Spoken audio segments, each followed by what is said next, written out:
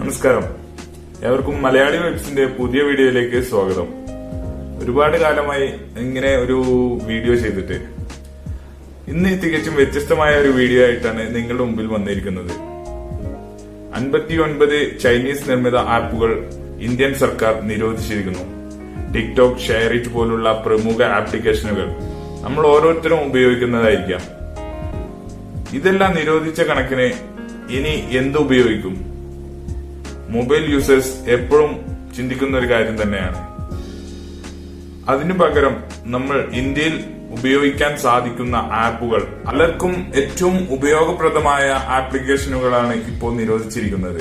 നിരോധിച്ച ആപ്പുകൾക്ക് പകരം ഇന്ത്യയിൽ ഉപയോഗിക്കാൻ പറ്റുന്ന ആപ്പുകൾ, അതാണ് ഇന്ന് മലയാളി വെബ്സ് പരിചയപ്പെടുത്തുന്നത്. വീഡിയോ മുഴുവനായും കാണുക. അപ്പോ നേരെ വീഡിയോയിലോട്ട് പോവാം.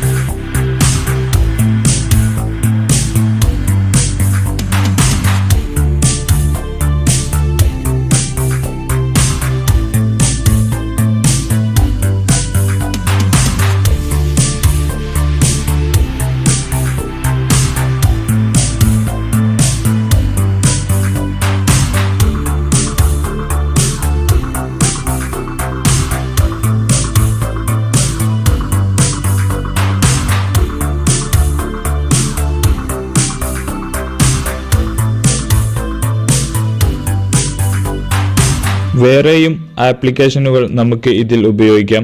അത് നിങ്ങൾക്കറിയാമെങ്കിൽ എനിക്ക് കമന്റ് ചെയ്യുക. ഈ വീഡിയോ നിങ്ങൾക്ക് ഉപകാരപ്പെട്ടെന്ന് കരുതുന്നു. മറ്റുള്ളവർക്ക് ഈ വീഡിയോ ഉപകാരപ്പെടുന്നതാണെങ്കിൽ ഷെയർ ചെയ്യുക.